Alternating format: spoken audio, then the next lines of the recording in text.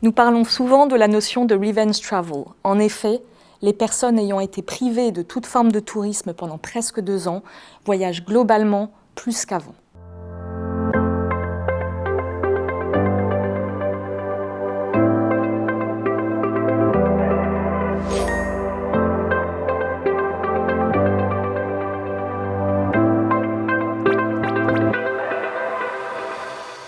Alors, ce qui a marqué le secteur de l'hôtellerie, peut-être plus que les autres classes d'actifs, c'est la pandémie qui a entraîné un arrêt radical de toutes les formes de tourisme, tant sur le plan loisirs que sur les voyages d'affaires.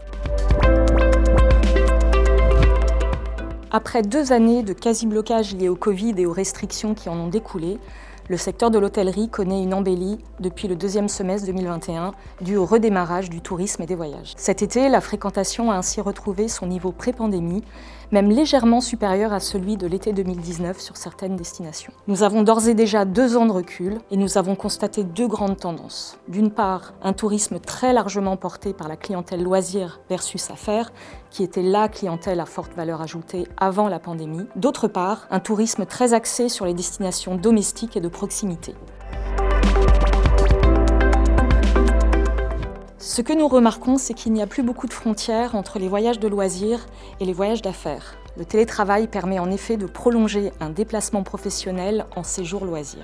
Aujourd'hui, les concepts d'hôtel lifestyle se démarquent des hôtels classiques standardisés. Les opérateurs hôteliers doivent offrir la possibilité de basculer du voyage d'affaires au voyage loisir et vice-versa. Les opérateurs développent désormais des nouveaux concepts qui privilégient la singularité et l'authenticité, qui sont moins impersonnels, plus intimistes, grâce à une décoration comme à la maison et avec une intensité technologique plus marquée.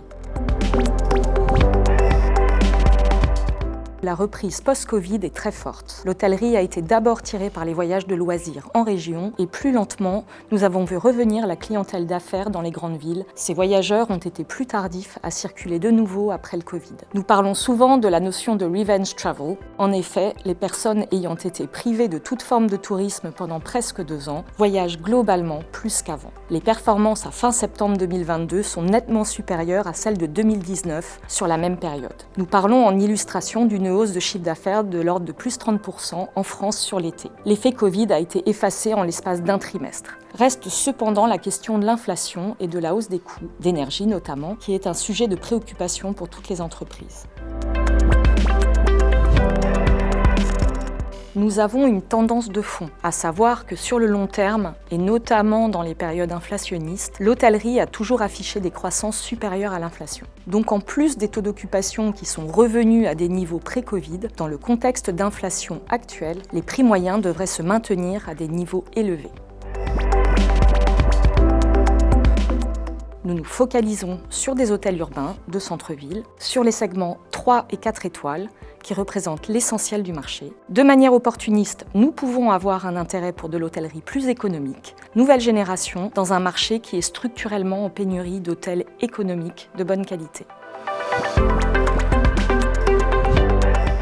Compte tenu de la hausse des taux, l'objectif est d'investir sans dette tout en maintenant nos objectifs de performance. Jusqu'à très récemment, nous n'avions pas remarqué d'impact sur les taux de capitalisation et donc de décote. Nous poursuivons donc nos investissements sur des actifs conformes à notre stratégie en tâchant d'éviter de faire appel à la dette bancaire dans ce contexte de hausse des taux.